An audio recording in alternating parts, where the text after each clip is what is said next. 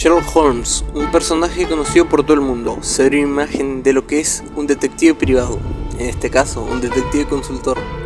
Esto más que una opinión es mi carta de amor hacia este personaje. Repasando brevemente su historia, Sherlock Holmes es una invención de Sir Arthur Conan Doyle, un médico que en 1887, en los tiempos libres de consulta, escribiría la primera novela sobre el detective y su fiel compañero, el Dr. Hamish Watson. Como es obvio, su creador nunca se esperó el éxito de la primera historia, El Estudio en Escarlata. Sin andar mucho en el tema, solo aclararé, imagínate el éxito y repercusión que tuvo como para ya harto el personaje, su creador decidiera eliminar a Holmes en el relato del problema final, donde con pocos detalles y como una carta de tristeza vemos como Watson, apartado por el mismo Sherlock, sucede el duelo entre el Napoleón del crimen y el detective más brillante de Inglaterra, terminando con una caída por las cataratas de Reichenbach. Aunque para hacer algo chistoso esto no fue suficiente, y si bien hablamos de época donde todavía no existían los medios de comunicación masivos de hoy, simplemente las cartas de fanáticos ofendidos, amenazas de muerte por un personaje ficticio, y desde mi punto de vista seguramente porque las ventas de sus cuentos y relatos fuera del mundo de Holmes no le daban la plata suficiente, Sherlock regresó a la vida. Con este contexto previo, creo que tampoco hace falta de que hable sobre los cientos y futuras adaptaciones que tiene y tendrá, porque prefiero pasar directamente a explayarme y dar mis motivos del por qué me gusta tanto, empezando por la primera impresión. Cuando conoces por primera vez al detective te das cuenta que es bastante raro, un retraído social, con serios problemas mentales, un gran caos que era su mente cuando está libre, un incordio de persona que elige las 3 de la mañana como su mejor hora para practicar el violín, que cuando no se está drogando, para mantener su cabeza ocupada simplemente toma un arma de fuego y dispara contra las paredes. Más el cambio que toma cuando toma un caso que le resulta interesante es verdaderamente brillante. Un perfecto reflejo contrario a su imagen previa a alguien centrado, observador, pragmático, sin perder, como es obvio, el ser un descarado que se cree superior a los demás. Aunque para ser sincero, con las elecciones que realiza, tiene bien logrado ser lo que es un pedante que cae bien.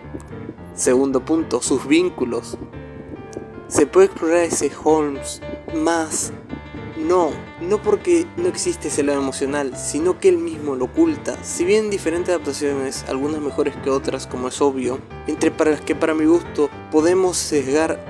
3 vínculos más importantes para el detective. Número 1, su cariño hasta aparentar un miedo al abandono por parte de su mejor amigo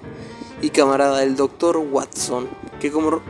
resalta ser un reflejo más de nuestra persona ante las capacidades de este hombre, maestro de las ramas necesarias para ejercer su trabajo.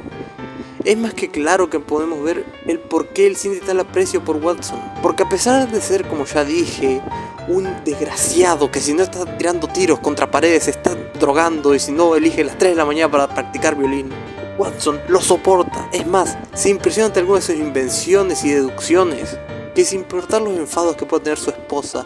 Watson no pierde oportunidad de entender una mano a su amigo y emprender una nueva aventura de la que es un misterio si volverá o no con vida. En un segundo puesto podemos poner un cariño mucho más pasional a Irene Adler, la mujer que no solo logra meterse en el cerebro del sarcástico drogadicto, sino también en su corazón, logrando varias veces ponerlo un poco nervioso o robarle un beso, aunque por sus actitudes orgullosas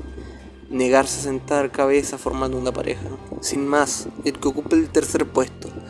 es un némesis, el matemático creado únicamente para llevarlo a la muerte, el profesor James Moriarty, que baila en su telaraña en busca de acabar con los intentos de Holmes por desenmascararlo, teniendo un profundo respeto mutuo a la par que un odio, dándose tiempo antes de comenzar su partida, siendo capaz de salvarse la vida solamente para en un punto poder tener el gusto de ser uno quien se la quita al otro, envueltos en un juego de misterio y acertijos para evitar que el digno profesor alabado por las masas siga con sus proliferaciones psicóticas.